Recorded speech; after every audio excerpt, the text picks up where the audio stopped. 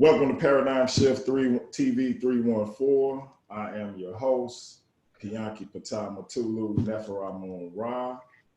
And today I have a powerful discussion. We're talking about morality.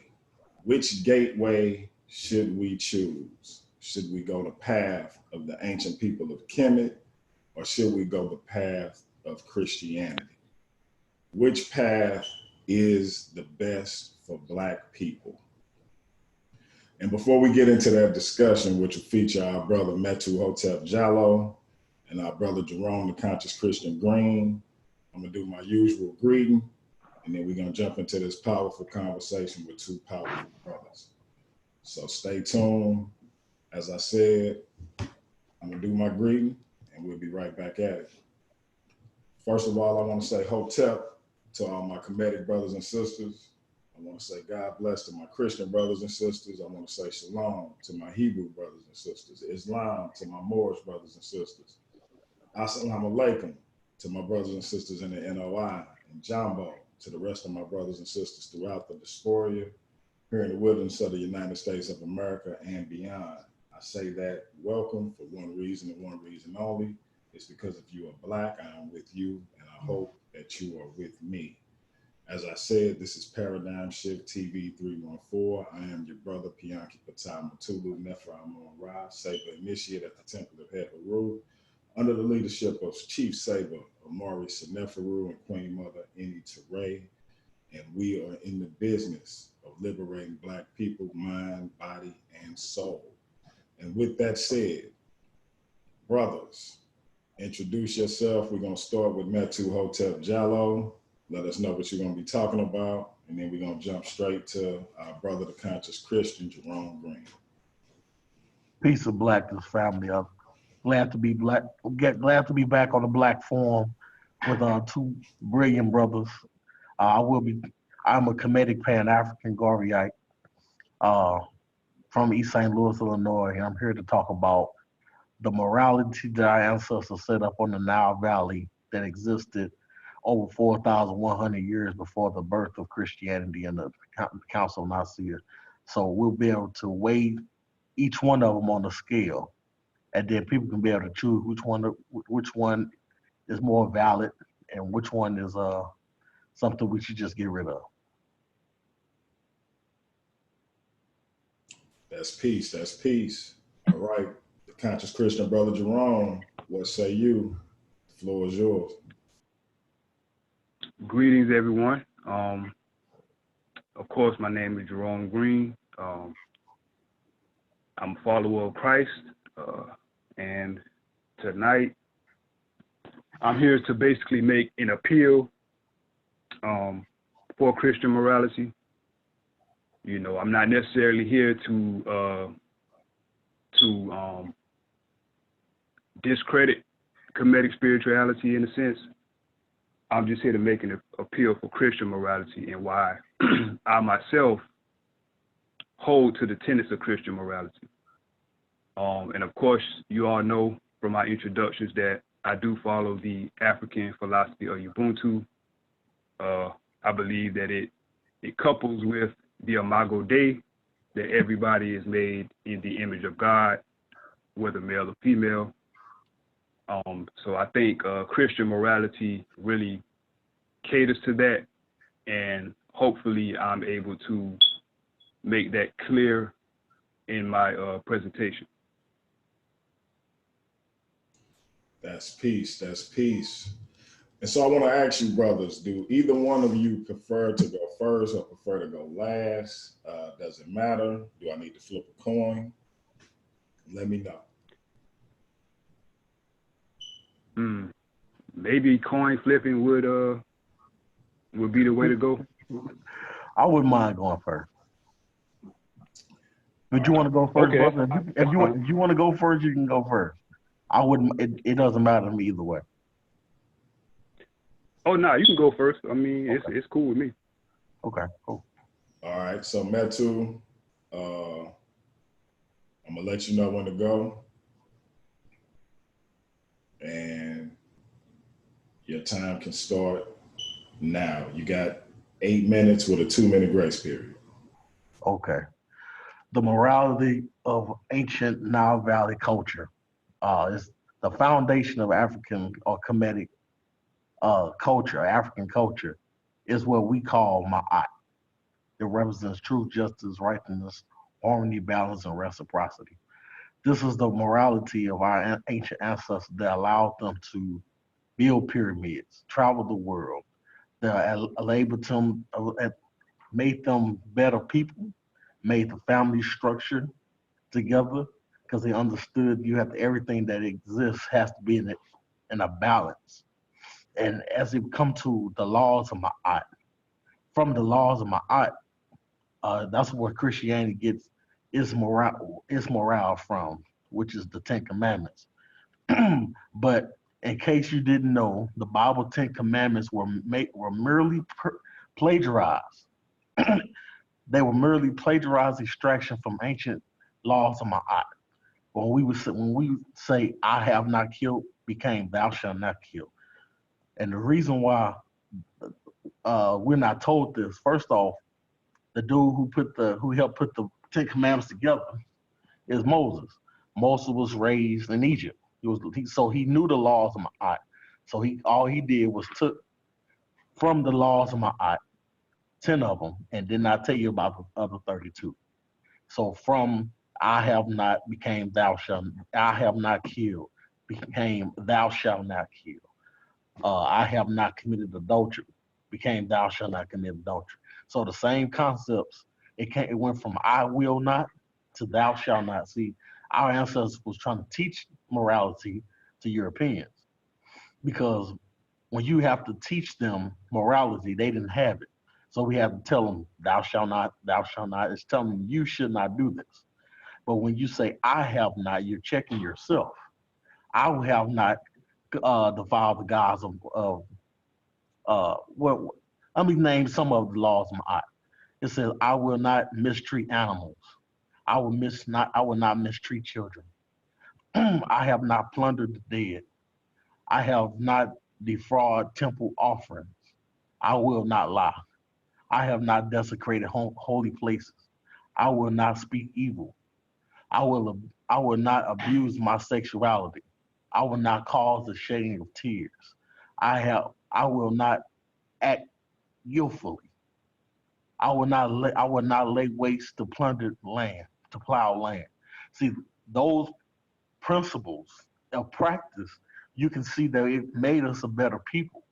But all we was told was this Ten Commandments thing that was taken from the laws of Ma'at by Moses on Mount Sinai. It says in the Bible that he was learned in the ways of the Egyptians. So the ancient Egyptians had it. He took it straight from them and just misappropriated. So I'm gonna name a few more. I will not do evil. I will not waste water. I will not act against my ancestors. I will not speak overmuch. I will not be an eavesdropper. I will not be prejudiced. I will not utter curses. I will not speak anger. Look at the morality of our ancestors. If we did this today, our families would be better. Our communities will look better. We'll have harmony within the family structure. We wouldn't have the inside fighting that we have going on. We wouldn't have a nation that's falling. America's morality is really nothing. That's why it's completely falling as we speak. But as I said, it was the morality of our ancestors of ancient Kemet called the laws of Ma'at was so powerful that the religious scriptures stole extracted information from our ancestors and made the morality, the so-called morality that we now know of Christianity, was just, as I said, a stolen copy of a copy. That's all I have to say about that.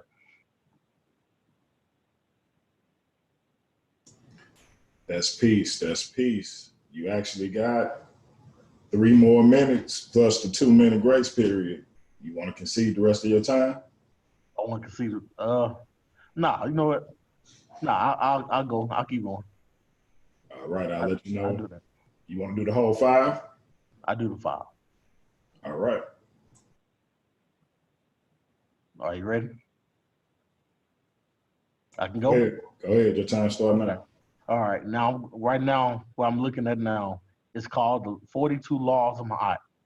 I implore anybody to read these laws. This is what our ancestors said. This is self-checking yourself, because anytime they would go home, they would say, I will not, I have not. You know, so they're checking themselves so that they won't do anything wrong within the society. So I'm going to read them to you. I will not do wrong. I will not steal. I will not act with violence. I will not kill. I will not be unjust. I will not cause pain. I will not waste food. I will not lie. I will not desecrate holy places. I will not speak evil. I will not abuse my sexuality. I will not cause the shedding of tears. I will not sow seeds of regret. I will not be an aggressor. I will not act guiltfully. I will not lay waste the plowed land. I will not bear false witness. I will not speak against any person. I will not be wrathful. I will not be angry. I will not lay with a man's wife. I will not lay with a woman's husband. I will not pollute myself. I will not cause terror. I will not pollute the earth. I will not speak anger. I will not turn words. I will not turn from words of truth. I will not utter curses. I will not initiate a quarrel. I will not incite. I will not be insightful, incitable. Forgot that word. I will not be justice. Sorry about that. I will not speak over much. I will not act against my ancestors. I will not waste water. I will not do evil. See, things like this, if we do this today, and we practice this, the police department will be killing our children. We'll have more peace, because this represents having balance with nature. It wasn't about dominating or God made you dominion over these things. You have to be at balance and harmony.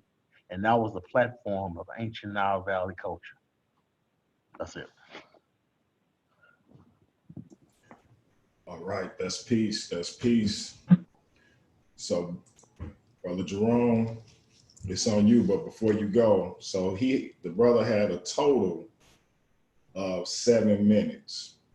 But I gave him the election when he was going to concede his time to just take the rest of his time, which would have been a total of 10. Do you want to go ahead and just take 10 off the bat, or do you want to stop at the 8-minute mark, or when you finish, you want a chance to concede your time? How you want to go? You just want to go till you're done, and if you have more time, I'll let you know, or do you just want to say you're going to take 10 off the bat? I think it'd be better if I just go until I'm done, and then check the time, see if I went over. All right, that'll work. And your time will start now. Okay, before I get into my presentation, I want to address a couple of things that the brother brought up. Now, I wasn't expecting it, but, it wasn't 5 seconds, into his presentation where he launched an attack on Christianity and the Bible. But I feel like, I'll put it like this. I'll just go with straight facts. The 10 Commandments are not a plagiarism of the 42 Laws of Ma'at. That's an old argument in and of itself. It's been debunked time and time again. Because if the 10 Commandments are a plagiarism of the 42 Laws of Ma'at, just based on the moral laws by themselves, then you could say that the 42 Laws of Ma'at are a plagiarism of the Codes of Hammurabi, because they contain some of the same moral laws too. Another thing is that you'd have to account for the 613 additional laws, some of which speak out against some of the practices that were going on in Kemet. Now, I won't get into detail about that, because my objective is not to discredit or downplay Kemetic morality, it's to make an appeal for Christian morality. Last thing I want to address before I get into my presentation is why Moses was learned in all the ways of ancient Egypt. Of course, we know that the Pharaoh during that time, he didn't have a son. So what was happening is Moses was actually being prepared to basically usurp the throne, or not usurp the throne, but to inherit the throne from the current Pharaoh. And I don't think that has any bearing on what he received at Mount Sinai at all. But in any event, the first thing I want to do is, in regards to my presentation, is to give a short list of citations. The first being a Christian Manifesto by Francis A. Schaeffer. Also, Mere Christianity by C.S. Lewis. And my last citation, I believe, is the most important. It's the Bible itself. So I'm gonna go ahead and get started. And I'm gonna start off with a question. What is morality? Morality is a doctrinal system of moral conduct. You know, that's an easy definition. Another definition is basically the ideals of right human conduct. Now, with that being said, what is Christian morality predicated on? Christian morality is founded upon the knowledge of a divinely authorized code of law, in essence, the Ten Commandments, and emphasize practical beneficence by exalting love as the root of all the virtues. And I'll get into the virtues further along in my presentation.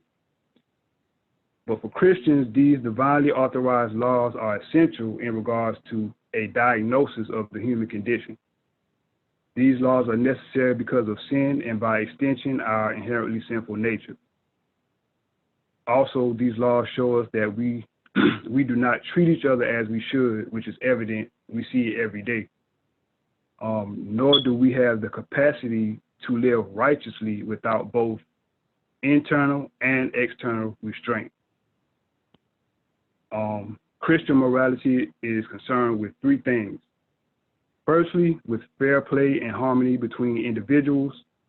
Secondly, with what might be called tidying up or harmonizing the things inside each individual. Thirdly, with the general purpose of human life as a whole. In essence, what man was made for, what course the whole of humanity ought to be on, and basically what tune the conductor of the band wants it to play. And when I say conductor of the band, I mean God, and what he wants for humanity. Now, if we are to think about morality, we must think about all three departments when it comes to humanity.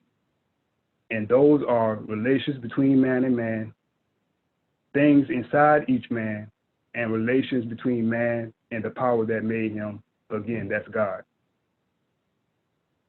Now I want to go into what's called the cardinal virtues. There are actually 7 virtues. 4 of them are called the cardinal virtues, which I'll go into, and the remaining 3 are called theological virtues. The cardinal ones are those which all civilized people recognize. The theological are these which all Christians know about, which only Christians know about. I apologize. Now, going into the word cardinal, just in case anybody has a misconception about the word, it has nothing to do with the cardinals in the Roman Catholic Church. It comes from a Latin word meaning the hinge of a door. And these virtues were essentially called cardinal virtues because they are pivotal when it comes to Christian morality. And they are prudence, temperance, justice, and fortitude.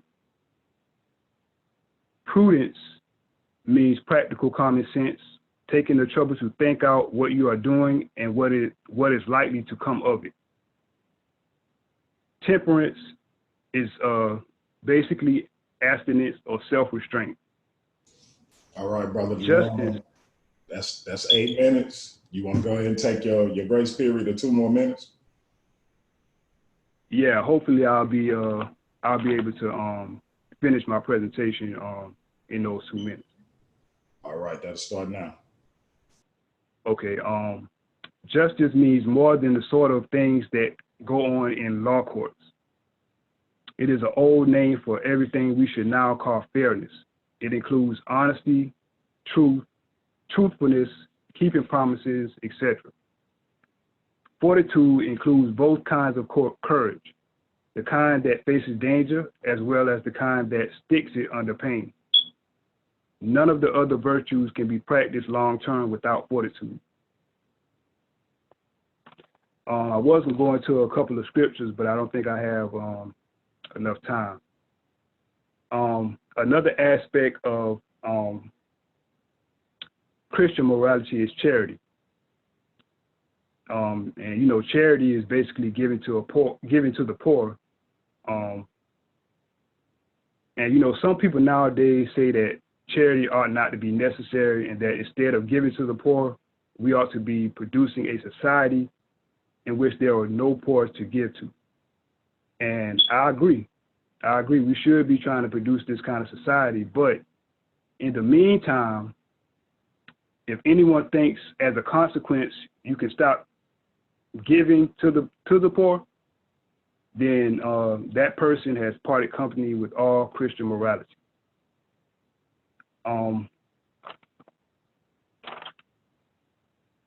Resources and free choice. This is basically a psychological insight on what Christian morality is, and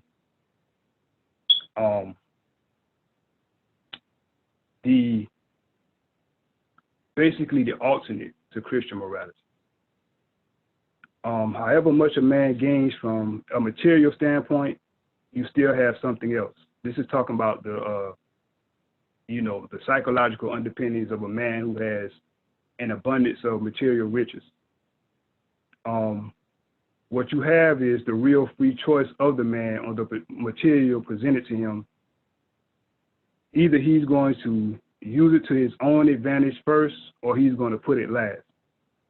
And this free choice is the only thing that morality is concerned with. And I'm going to address some misconceptions in my closing. Some view Christians as docile people, merely waiting on something mystical to occur. That's time, my brother. That's time. How would y'all like to do an additional 5-minute round? Because I feel like my brother had a little bit of information that got left on the table, and I'm sure my brother Metu still got some information he can disseminate. How y'all feel about doing one more 5-minute round before y'all do the Q&A and the closing? I'm good with it. Yeah, I think 5 minutes will allow me to at least go through some of the scriptures and to make my closing point. Now, if you still get to close at for about 8 minutes or so. I just felt like each of y'all still deserve to have at least 5 more minutes to throw out some more information. Now, if you feel like you need more than 5 minutes, we can do that too.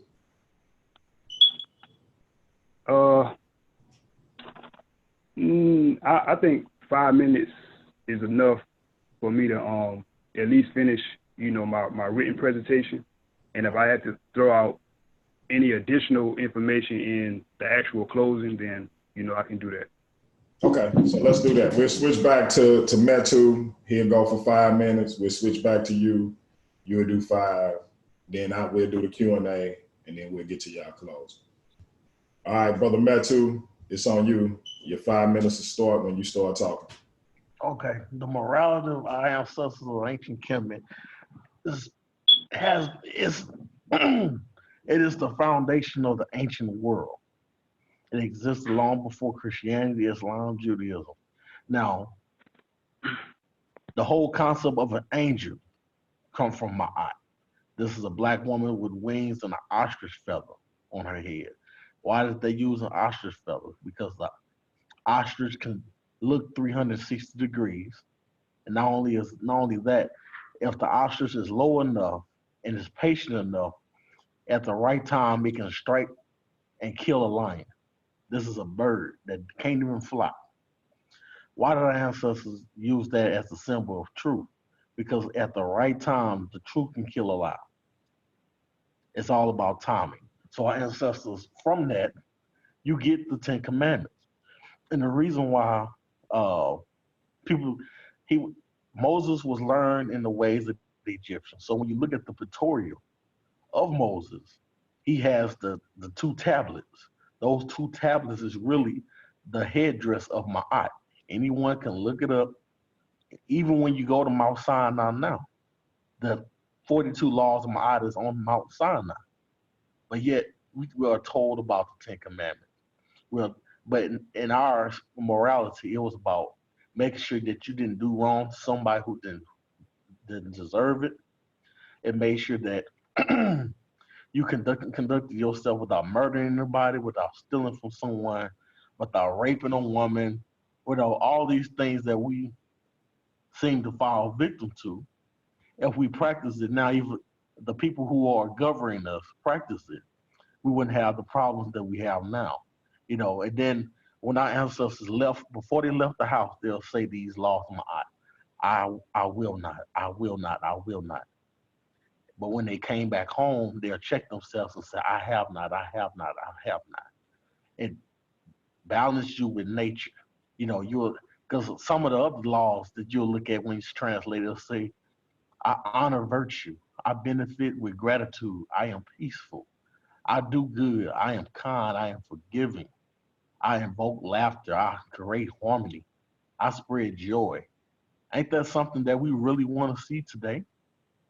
We need to really see things like when we say, our ancestors said, I have not terrorized anyone. We are being terrorized every day as a people, as a country of people. White people are terrorized by black people. Black people are terrorized by white people. These things, if people really understood it, they would not limit themselves with the belief that came from a belief. You grab what I'm saying? So why embrace the copy when you can get the original? Just like going to the concept of why buy milk when you can get the cow? And our ancestral laws of Ma'at, that's the cow. And let's get back to understanding who we are. So because what you do for yourself depends on what you know of yourself. And what you know of yourself is based off what you are told. And we are told that we are anything but a stabilized and civilized people. Once you understand who you are, our brother Frederick Douglass said, knowledge makes a man an unfit slave. Knowledge makes a man an unfit slave. Let's become an unfit slaves. Get the knowledge of what we need to do, move forward, and do what we have to do as a people to heal ourselves from the condition that we were put in. That's it.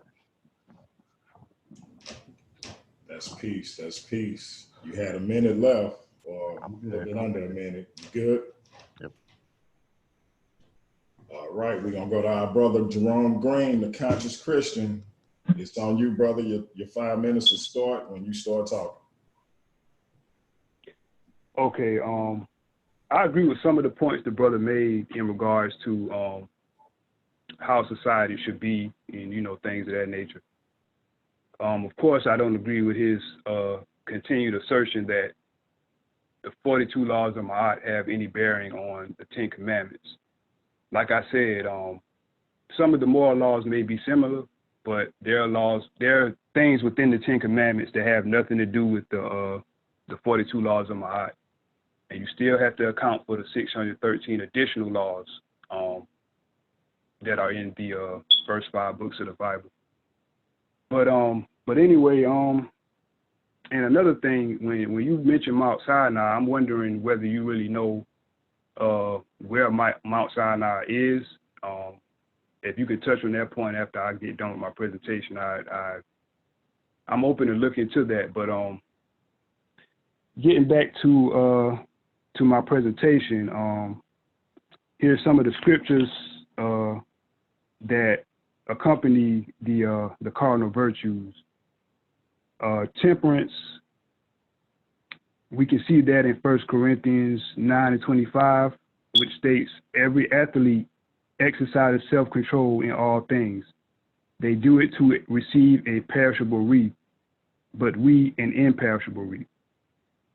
Galatians 5:22, but the Holy Spirit produces this kind of fruit in our lives: love, joy, peace, patience, kindness, goodness, faithfulness, gentleness, and self-control. Justice, we see that in Proverbs 21:15. When justice is done, it brings joy to the righteous, but terror to the evildoers. Isaiah 1:17, learn to do what is right, seek justice, defend the oppressed, take up the case of the fatherless, and plead the case of the widow. Fortitude, we see that in 2 Timothy 1:7. For God has not given us a spirit of fear or timidity, but of power, love, and self-discipline. 1 Corinthians 5:15-58. Therefore, my brothers and sisters, stand firm. Let nothing move you. Always give yourselves fully to the work of the Lord, because you know that your labor in the Lord is not in vain. And I'm going to close it with addressing a few misconceptions about Christians when it comes to morality. Some view Christians as docile people, merely waiting on something mystical to occur in order for society to change. But on the contrary, we as Christians base our active worldview on what is called the Golden Rule. Do unto others as you will have them do unto you. Christians have been applying this to society for over 2,000 years. And in my closing, I'll make this point. People often think of Christian morality as some kind of bargain in which God says, if you keep a lot of rules, I'll reward you, and if you don't, I'll do the other thing. It would be much more logical to say that every time you make a choice, you are turning the central part of you, the very essence of you, when you strip off the raw material and go to your very core. This is what I'm talking about. When you do something, when you make a choice, either good or bad, you're turning the central part of you, the part of you that chooses, into something a little different from what it was before. And taking your life as a whole, with all your innumerable choices,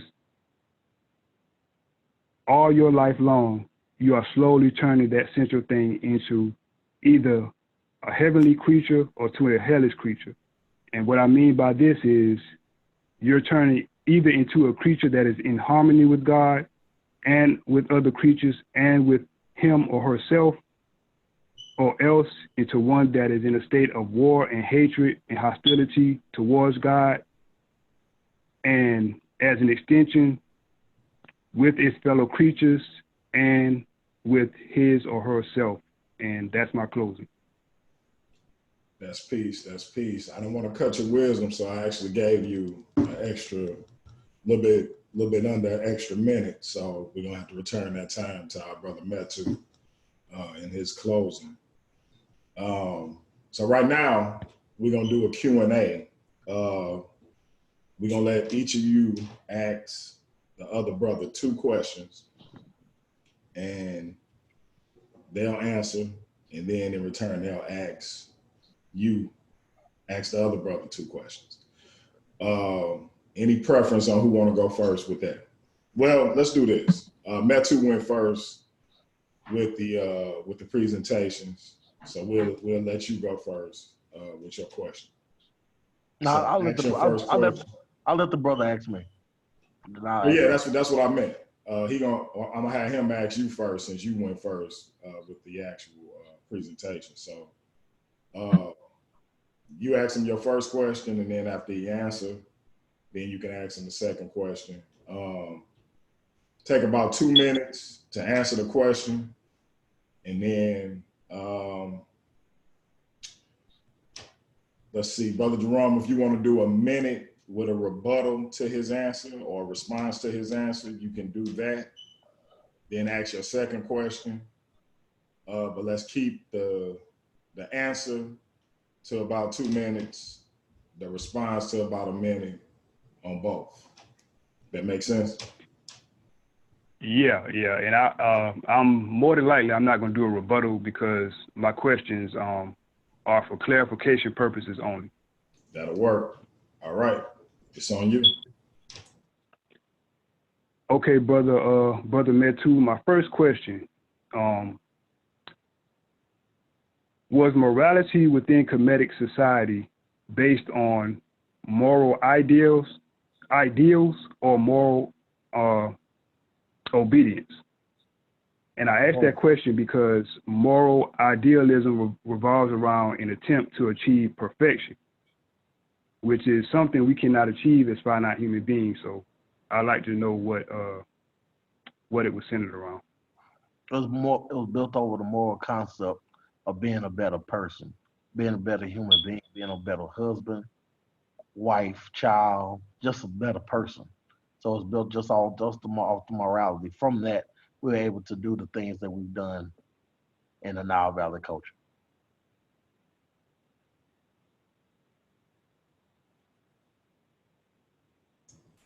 And are you sure you don't? Was that your answer, Metu? That's my answer. That's the answer. All right, Brother Jerome, you sure you don't have a response or a rebuttal to that? Not really. He didn't really. He wasn't really clear on his answer. You asked me a 2-part question. You said it's built off concepts or it's built off morality, and I told you it's built off morality. I'm giving an answer. You asked me, am I wrong? Actually, the question wasn't 2 parts. It was one question. Was it based on moral ideals or moral obedience? Right. That's 2 questions. You asked me to give you one or the other. Let's do this. Let's do this just to make sure we clear. Ask the question again. The brother will answer again. So he asked me a question and he gave me 2 options. I gave him one of the 2. So okay. So what was the question, Brother Jerome? Okay, my question was morality within Kemetic society based on moral ideals or moral obedience? Moral obedience. Okay, so you're saying it was based on obedience and not idealism. Right. Okay, fair enough. All right. You want to go into your second question? Yeah. This question is based around charity. Now, there's a proverb from the Capel people of Liberia that states, "The hand that gives is the hand that gives out of abundance." Now, my question is, within the sphere of Kemetic morality, if there was a form of charity, was it limited to only those who had an abundance? Did the resources have to be at full capacity before they were spilled over and distributed to the needy? I don't understand your question. You want to repeat that? Unpack that question for me.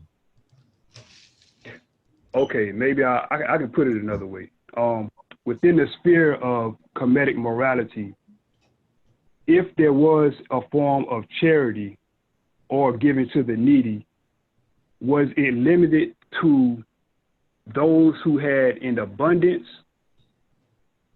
you know, did the resources in Kemet have to be at full capacity before they were actually distributed to the needy? Well, there's no reason to give charity to someone in abundance. Am I right? Why would you give charity to someone that has an abundance? Someone who has an Well, abundance is the one that does the charity. I asked that question because there were less fortunate people within the society of Kemet.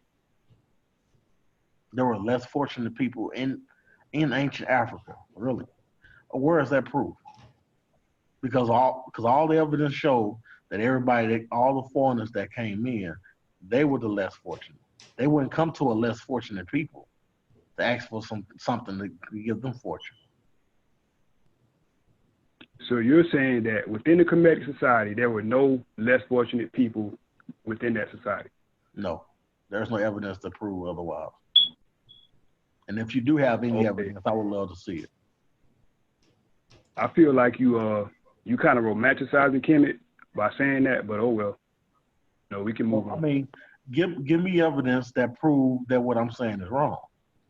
Where's the evidence of less fortunate people in ancient Kemet when you know I know the concepts of my pain is your pain. You know, I'm your brother's keeper. When we kept each other, you didn't have people who didn't have anything. They shared everything that they had.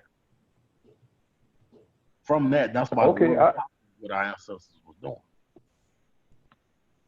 I hear what you're saying, but if you're gonna answer my question by saying that there was no less fortunate people within Kemetic society, I'm saying it's not anything. I'm asking you a question. I can't prove a question. I'm asking you that for clarification purposes only. Right. I'm letting you know that is not true. And if it is true, prove it to me. That's all I'm saying. If I could prove it to you, I wouldn't be asking you a question, would I? Okay. I'm letting you know that there were no unfortunate people in ancient Kemet.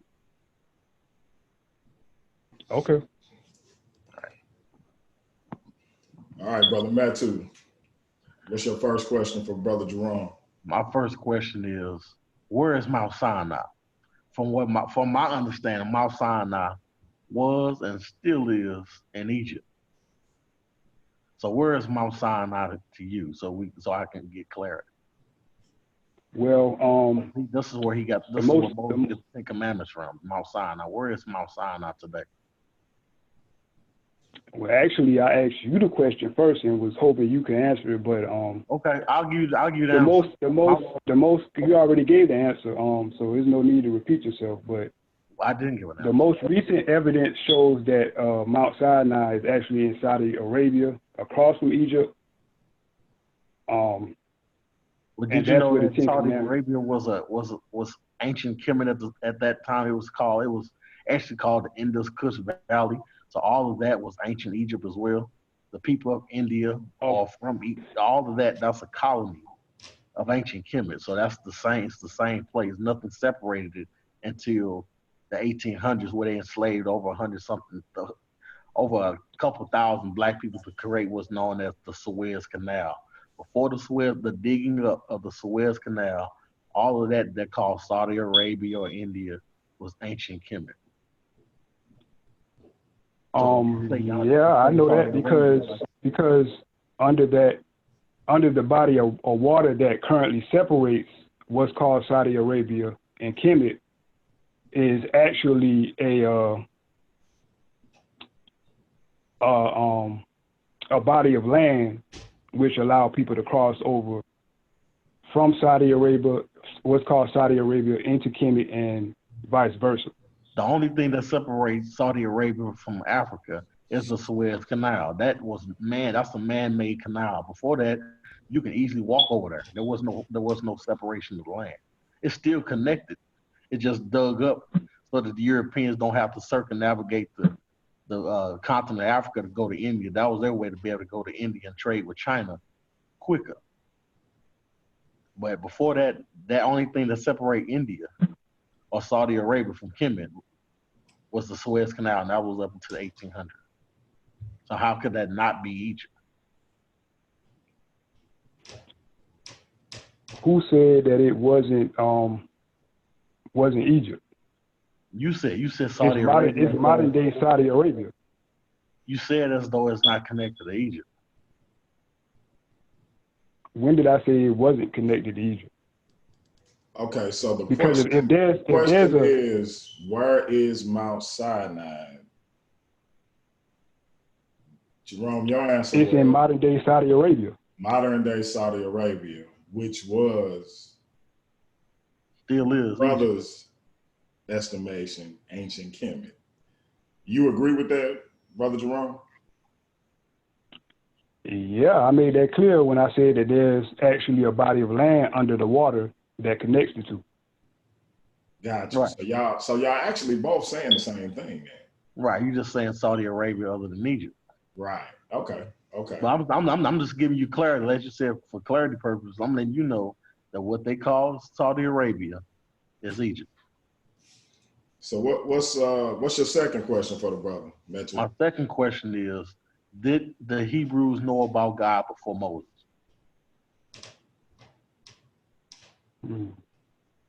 Did the Hebrews know about God before Moses? Well, seeing as how their predecessors and their forefathers knew about God before Moses, I would say yes, they did know about God before Moses. Where's the evidence of that? Because according to them, they get all of their stuff from Moses. Moses talked to God himself. But I'm saying, if they believed in God, why didn't they have that connection with God before he did?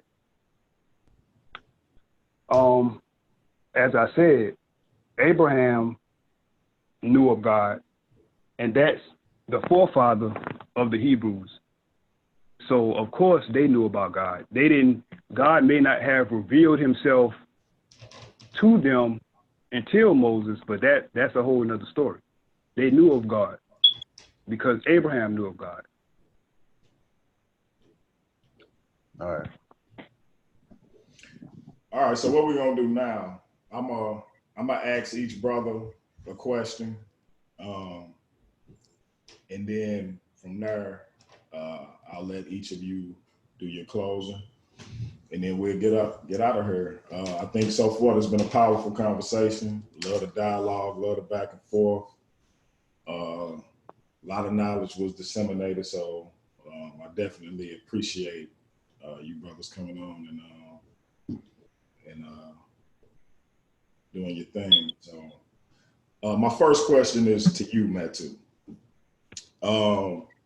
The brother didn't elaborate, but there are a lot of accusations of immorality, or what we would dub now immoral behavior, deplorable behavior, and things like that were allegedly going on in ancient Kemet.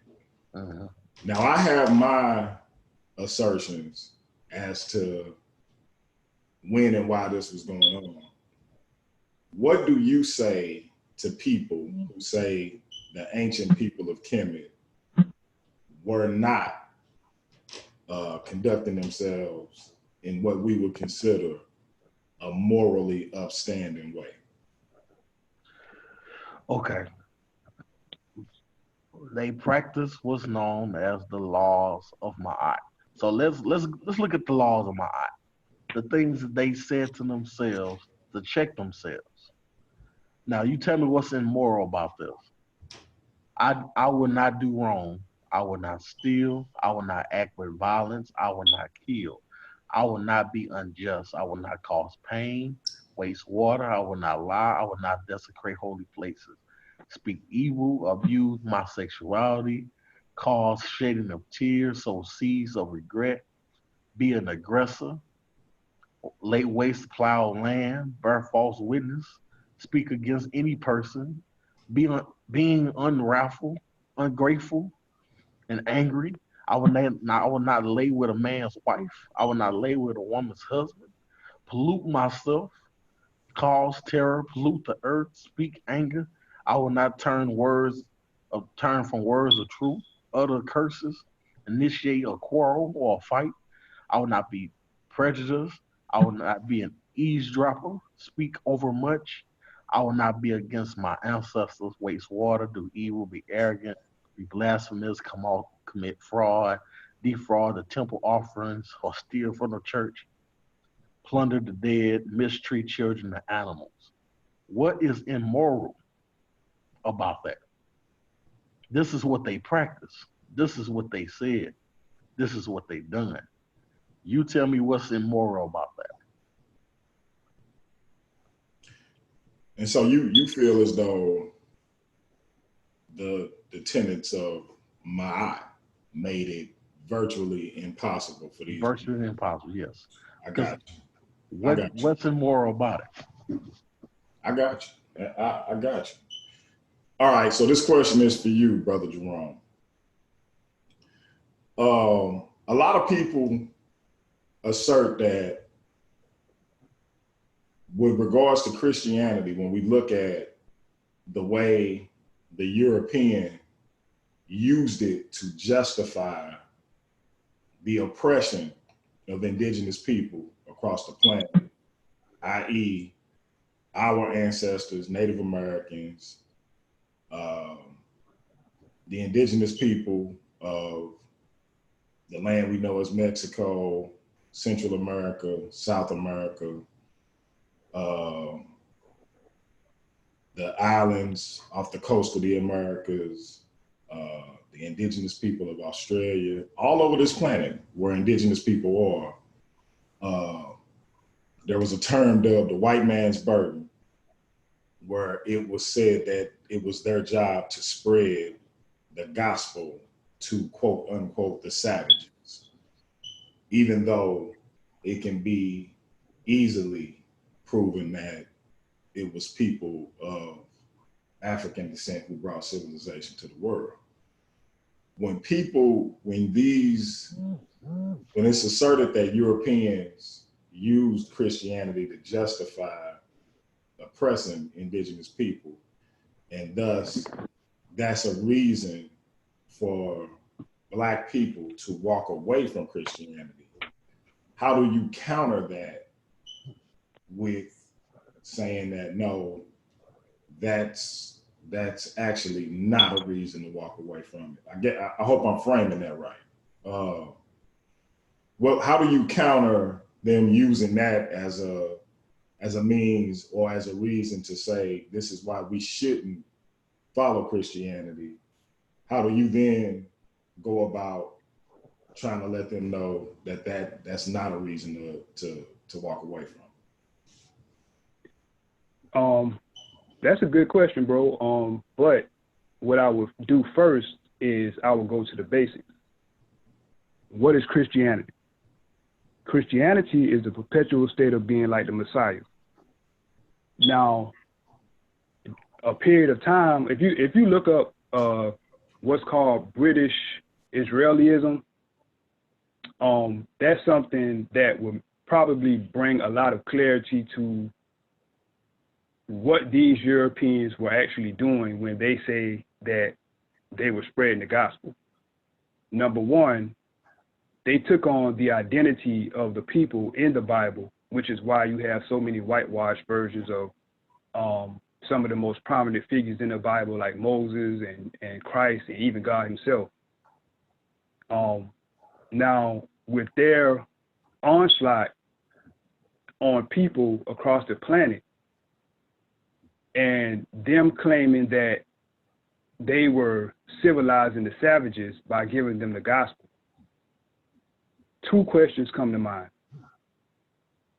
How can you, quote unquote, civilize a savage people by being even more savage than they are, by almost wiping them out, castrating them, colonizing their land, doing things of that nature and claiming that you civilize them? To me, that's hypocritical. That's a direct contradiction. And I believe that's something that we should take into consideration when we hear this notion that the Europeans were, quote unquote, civilizing other heathen or savage nations by giving them the gospel. Number two, when they say they're giving them the gospel, what they really were doing was giving them white supremacy.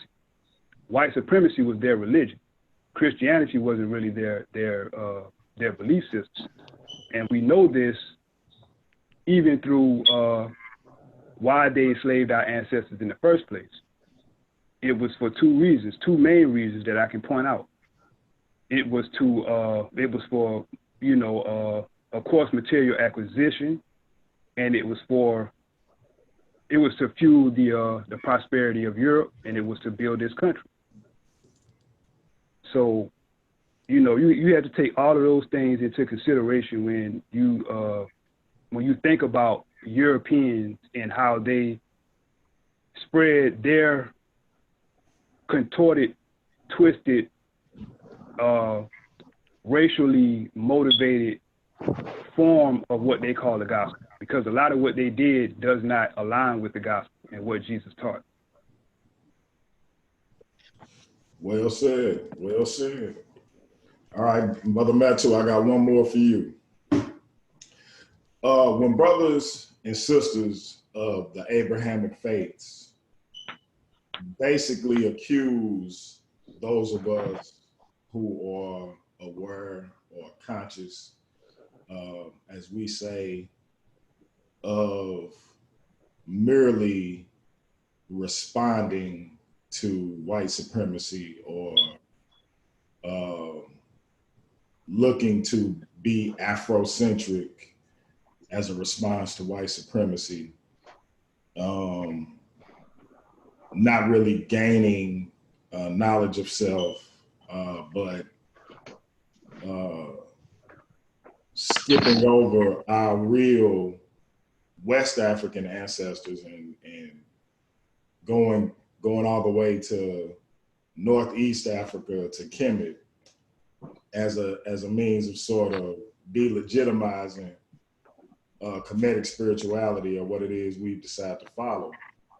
What is your response to that criticism that we've somehow skipped over West Africa to follow Kemetic spirituality as opposed to as a means of sort of delegitimizing what we've decided to turn to with regards to our spiritual studies? I hope that question made sense. Well, it's because our people don't know what's in West Africa came out of East Africa, came out of South Africa. So you see the tracing of African people going around the world. Started in the South, ended up in Kemet. West Africans were there where we civilized the world. So the things that you see in West Africa are in East Africa. Same exact thing. The language is still spoken in West Africa.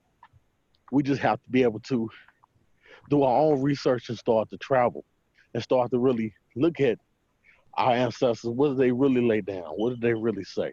The brother said their religion was white supremacy with Christianity, which I would agree to a certain extent. But that Bible justifies everything that they did. So no matter what you call it, that Bible was used to everything that they done is justified in the Bible. So it's not like they was telling people something that was doing something that was outside of the Bible. The Bible justifies it. So that's why I say our people need to pull away from that. Go to Africa. I don't care what religion, whatever spiritual concepts come out of Africa, grab hold to it, because obviously what we've been holding on to has been a detriment to our people.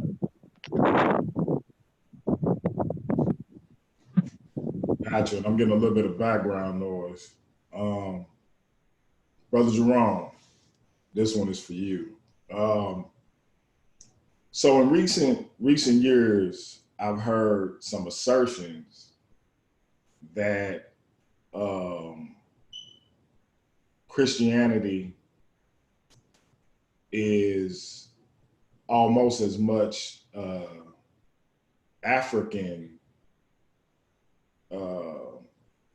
tradition as as other, not indigenous, but because it was so deeply affirmed in Africa that it almost can be considered an African spiritual tradition.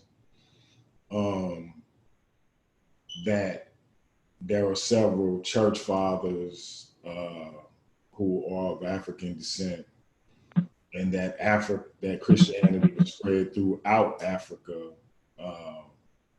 even before the transatlantic slave trade. From a moral, getting back to the morality question, from a moral standpoint, where do you think the morality issue of Christianity got lost with regards to, because clearly if what's been asserted is true about Christianity being in Africa and spreading throughout Africa, and our African family and ancestors accepting it willingly, as has been asserted, at some point that took a turn with the transatlantic slave trade and prior to. At what point did the morality issue of Christianity, or the moral core, stop being adhered to when it came to people who look like me and you?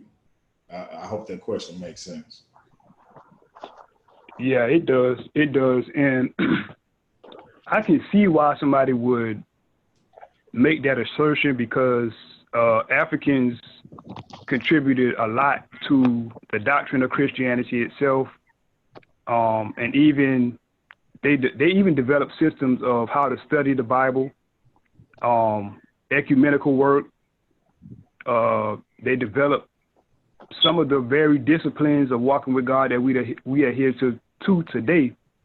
So I can see why they make that assertion. But as far as where the morality, I think you said stopped.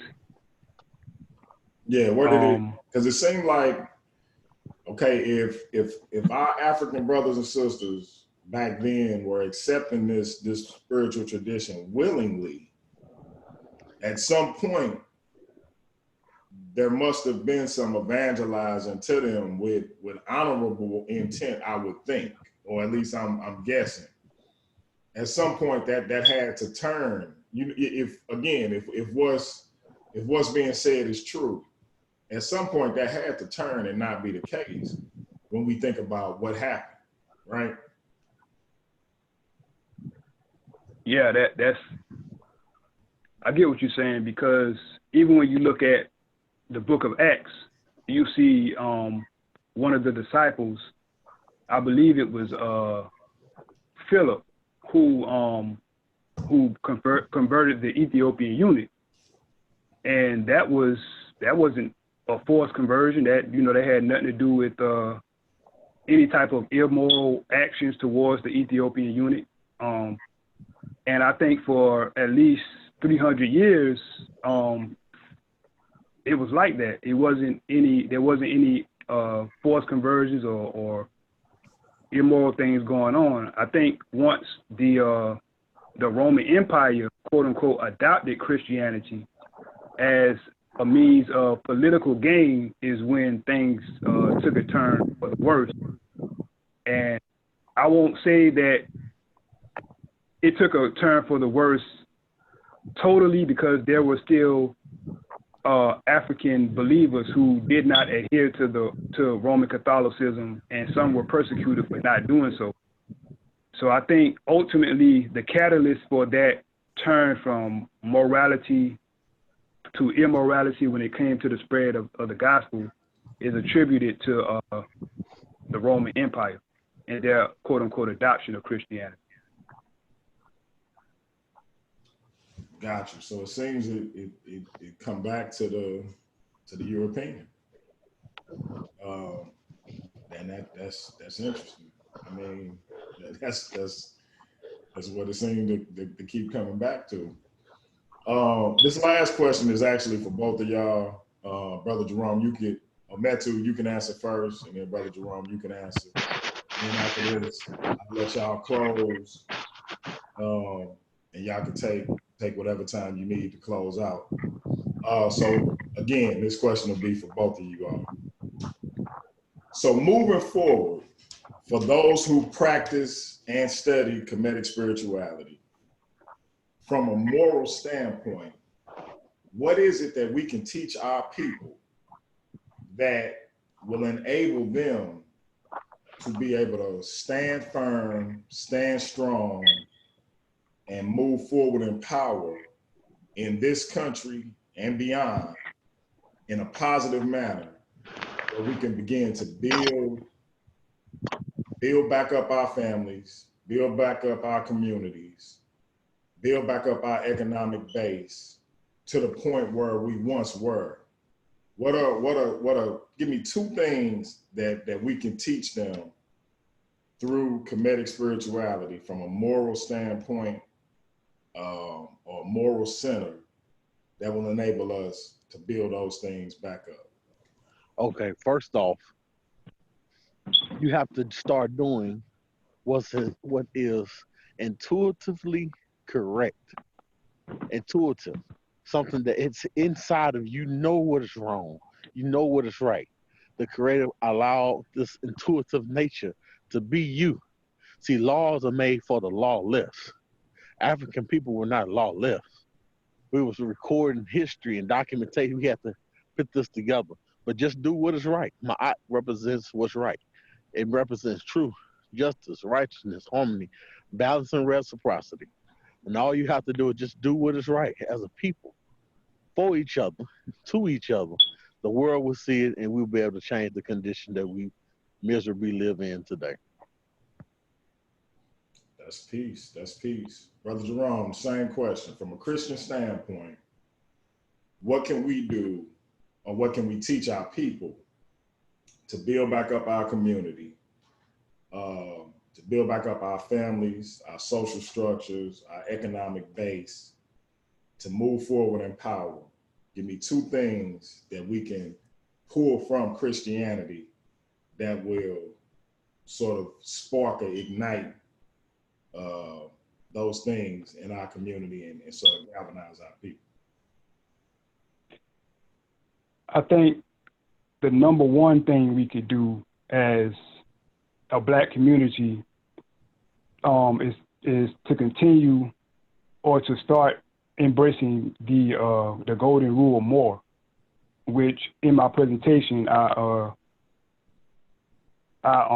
alluded to what it was: do unto others as you would have them do unto you. I believe that we can't possibly move forward as a people from an economic standpoint, social structure, any type of elevation or progression is going to have to come through the eradication of the subculture that has been more detrimental to us, or nearly as detrimental to us, let me correct myself, as white supremacy, racism. Because when you look at the subculture, you see how we interact with each other as a Black community. It's not like how it was back in the day where we had this collective mentality and we really looked out for each other. We supported each other in every way possible. It's come to now where we have this kind of individualistic, materialistic mindset where we will literally kill another brother over a pair of shoes. We'll literally kill another brother over a chain or something that has no real inherent value, especially value above another human life. So I think we need to hold to the golden rule, and I think we need to continue to hold to what Christian morality entails, because that's another thing that's I believe is gonna uproot this subculture. It's gonna stop us from disrespecting each other. It's gonna stop us from killing each other. It's gonna stop us from seeing each other as enemies instead of one and the same when it comes to this struggle against oppression and racism. So I believe those are some things that the Christian doctrine offers us as Black people to help us progress. That's peace. That's peace. It's funny you mentioned the golden rule. So in my theology class, I found out that there is a variation of that quote unquote golden rule. It's a variation on that in every spiritual tradition.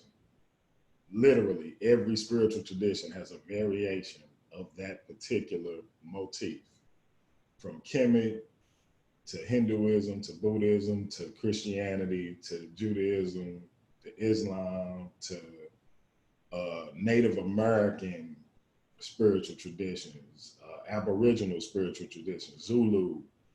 They all have a variation on that thing. So that's a human thing. And these are people who never even came in contact with each other, never even crossed paths. So it's amazing that that's an innate human response to other humans. Like, treat each other the way you would have them treat you. It's a universal concept, and I found that to be utterly profound. I'm gonna let y'all close out. Take as much time as you want. Again, I gotta thank both of you brothers for coming on. We initially had a different plan for this particular discussion, and so for you brothers to come on and do this at short notice, so to speak, sort of almost with a lack of preparation, because I know you prepared for a discussion with me, Brother Metu didn't prepare for a discussion at all. So just for you brothers to be able to do this off the rip as you did just shows the scholarship and the knowledge you both possess. And I definitely appreciate you gracing the platform with that knowledge and that wisdom. So take as much time as you want to close out. Brother Jerome, you can go first, and then we'll go to Brother Metu, and we'll get out of here from there. Okay, I just wanted to say, as always, it's a pleasure to be on the platform. It's a pleasure to dialogue with intelligent brothers such as Metu and, Brother Pianki and others that I've dialogued with on the platform. And all I want to say is I hope, and, this was my intention from the jump, I hope that I at least planted a seed in one person's mind to, to think, when it comes to morality itself, you know what I'm saying? Metu brought up some points that I can wholeheartedly agree with when it comes to how we interact with each other as human beings. So we're not too divergent in our views on morality. We just come from different perspectives, and we come from different ideologies in regards to morality.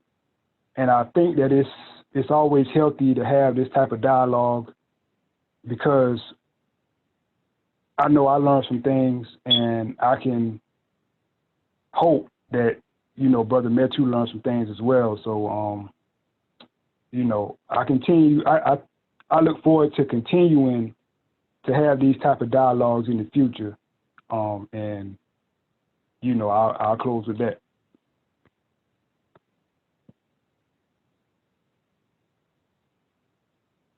Oh, my bad, I was muted. That's peace. Brother Metu, it's on you. Okay. First, I want to say Dwau to Brother Pianki.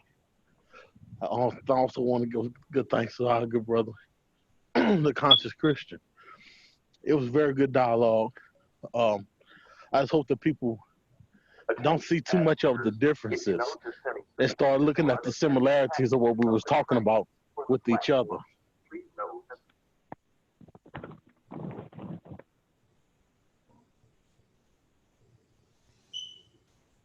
Okay, sorry about that. Yeah, so we have to just restore the laws of Ma'at.